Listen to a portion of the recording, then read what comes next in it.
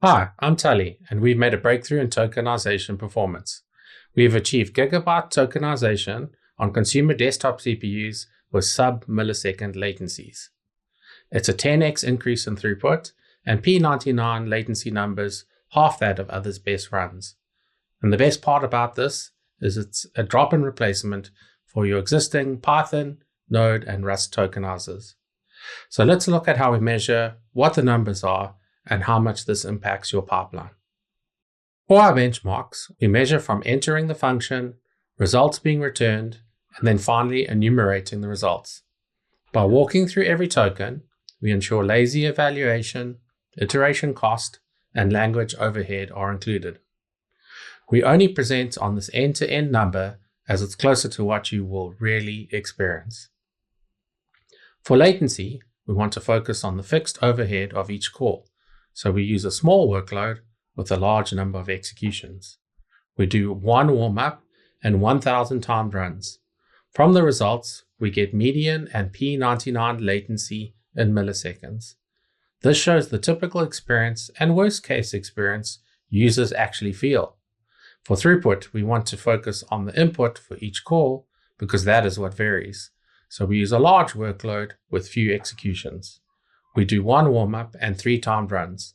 From the results, we get throughput in megabytes per second, which tells us how long it should take to process an input of a given size. There is a large combination of benchmarks to run, and we need to run them multiple times. There's also a large gap between the slowest and fastest tokenizers. So to be practical, we bucketed tokenizer methods into 4 speed tiers. Each tier runs different size tests to keep the execution times reasonable. The faster the tokenizer, the more work you need to provide it to hit peak speeds.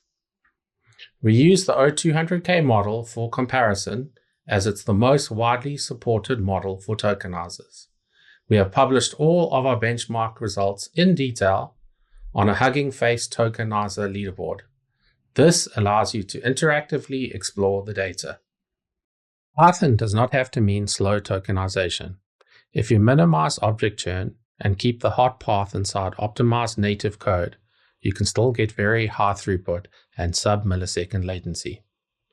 For example, we use number to make the iteration of tokens fast in the benchmarks. If we use native Python to do this, we would see the end-to-end numbers drop to around 400 megabytes per second. For our tokenizer, we have Python binding to a Rust implementation. We also provide NumPy, Arrow, and Polaris API convenience integrations. On O200K, it is about 19 times faster than the next fastest tokenizer, and it gets down to 0.34 milliseconds for P99 latency. Let's look at the Python performance of our tokenizer on other models. DeepSeek v3 had the best performance, and Gemma 3 was the slowest for throughput. For latency, we see that Llama 3 has the highest latency, and R50K has the lowest. For Node, we need to take the same approach as Python. There is not a number equivalent, so we create a Rust enumerator and counter that can be called from Node. If we use native code to do this, we would see the end-to-end numbers drop to around 500 megabytes a second. For our tokenizer, we have Node binding to a Rust implementation. On O200K, it is about 9.5 times the next fastest Node tokenizer, and it gets down to 0.4 milliseconds at P99 latency. Let's look at the Node performance of our tokenizer on other models. For throughput, R50K had the fastest results and Gemma 3 has the slowest. For latency, we see that Qwen 3.5 has the highest latency and Llama 3 has the lowest. The benefits of a language like Rust really show when running code in a tight loop, which is the tokenization use case. We hit gigabyte speeds on the benchmarks.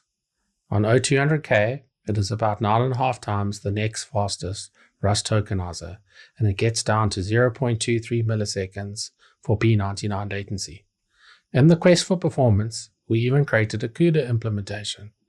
But for the type of problem and the overhead of transferring between host and device, the speeds were only 500 megabytes a second with P99 latencies of 30 milliseconds on our RTX 4090. Let's look at the Rust performance of our tokenizer on other models. For throughput, R50K had the fastest performance and O200K was the slowest. For latency, we see that Gemma 4 has the highest latency. Tekken and Llama 4 tie for the lowest. So how does all this tokenization drag racing benefit us? There are a number of different use cases, but let's dive into a couple. Let's look at the Inference Pipeline use case. Online request handling, where prompts are assembled, formatted, tokenized, and passed to the model for prefill and decode, typically under strict P99 latency targets. At small context sizes, the mostly fixed stages dominate end-to-end latency. As context window size increases, tokenization takes a larger share of the total request time. With breakthroughs like TurboQuant, it is becoming easier to support larger contexts. So this means we can support larger contexts per call or batch more user requests into a single call. Let's look at the savings on the entire pipeline latency.